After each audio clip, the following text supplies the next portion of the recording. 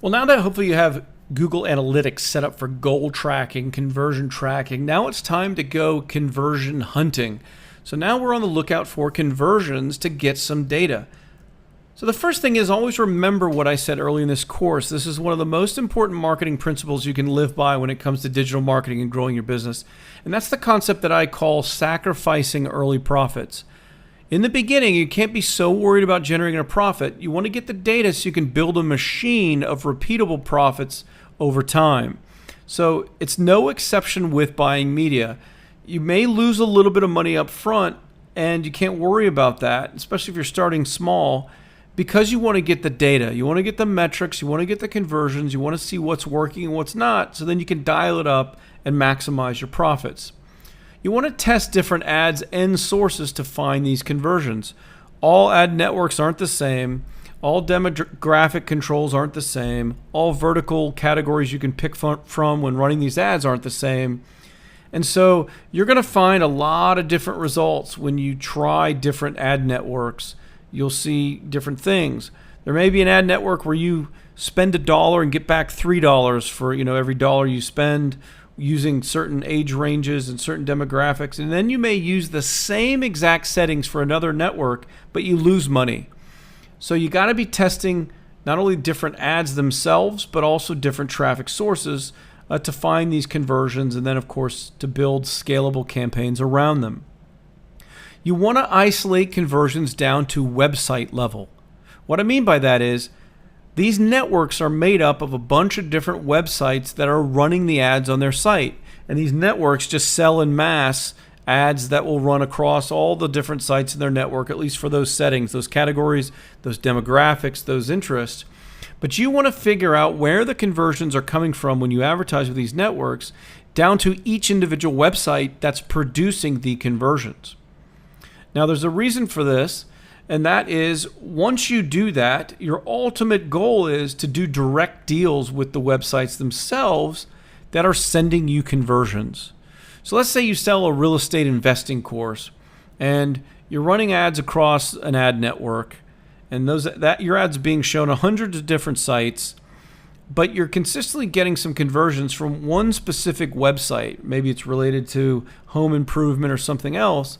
But you'll be able to look in your Google Analytics data for your referring sites, and you'll be able to see which sites are sending the conversions. Now, I do have to add, this isn't always the case, because sometimes these ad networks use tricks where they can kind of mask the sites that sent the traffic, or they're using their own domain on kind of a special framed redirect and other things. But a lot of times you can see the website that's sending the conversions, and there are other ways to get around that. But you basically ultimately want to do direct deals with websites that are proven to send you conversions.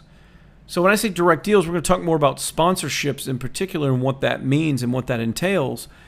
But even just a direct deal where if they show one of those 300 by 250 square ads on the sidebar of, let's say, their blog, and that's where your ads have been showing and where you're getting clicks and ultimately where your conversions are coming from, then you can do a deal with them to buy the ad space direct.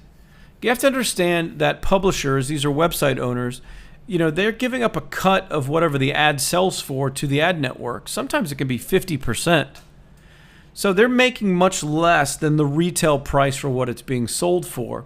So a lot of times you can kind of share some of the difference there by negotiating a lower rate directly, and then you both win because they make more profit because they don't have to pay the ad network's cut, and you make more profit because you're paying less per visitor by going direct.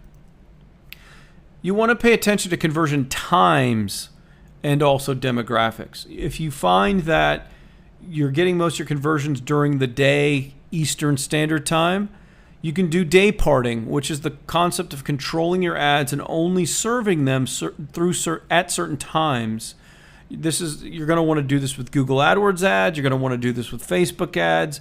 But you can also do it with many of these ad networks. You have to check and see, but many of them do have what's called day parting controls and settings. And that's when you can only serve your ads. You can set to only serve them, from noon to 6 p.m. Eastern Standard Time. And you don't want them to be shown at any other time because that's where the bulk of your profitable conversions come from. Well, you can do that with many of these networks. So you got to pay attention to your conversions and see when they actually occur. If you're using any kind of shopping cart service, One Shopping Cart, Infusionsoft, anything like that, they're typically date time stamped on each sale that's recorded in your shopping cart, so you can see the time and you can figure out exactly when it happened.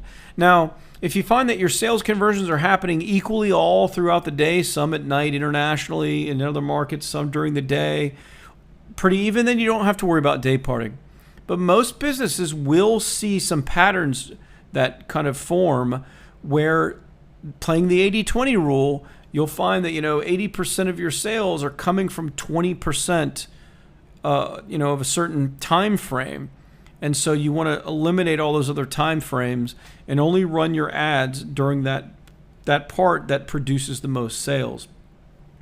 You'll want to use separate pages for each campaign. So if you're driving traffic to, let's say, a landing page, to build opt-ins, even if it's the same landing page exactly, I recommend that you duplicate it, just copy and paste, create a new version of that page and put it on a new URL, your domain / opt-in 1, opt-in 2, opt-in 3, however you want to name it, but do a different page. There are multiple reasons for this. You'll really keep your statistics separate. You can then do split testing separately based on campaigns. You can't do that if you're sending everything through one landing page. See, if you send everything through one opt-in form, Google Analytics will track the goals, the opt-ins, for all the different campaigns you ever run, from different campaign sources, from different AdWords, from different Facebook ads. It'll keep track of the count, essentially, how many, this one got 5 opt-ins, this ad created 15. So it will track those for each different traffic source. However, you lose the ability to control split testing different landing pages based on traffic sources, making different changes based on traffic sources. And one of the secrets that you'll learn when we get to AdWords is that you can take an ad with targeting one single keyword that converts really well, and you can send it to 2 different landing pages and alternate those landing pages on the same keyword in order to increase your quality score, maximize your conversions, and that will just make you more money. So you want the control, you want as much control as possible. More control, or control you may never use, is always better than not enough control. You never want to be stuck with not enough control. So I recommend anytime you run a campaign, especially if you're spending money, set up all new pages just for the campaign. So even if you're sending them to a landing page that sells one of your products, which then links to your order form, use a separate page for that product, because you'll be able to track all kinds of things about that specific page. For example, you'll be able to monitor your bounce rates by campaign, by specific page. So you may find, well, here's what you'll find. I'll tell you right now what you're going to find. All traffic is just different. Even if it's on the same ad network, the traffic that comes from different areas is different. People are just of different buying groups. They have different intentions. They're just different.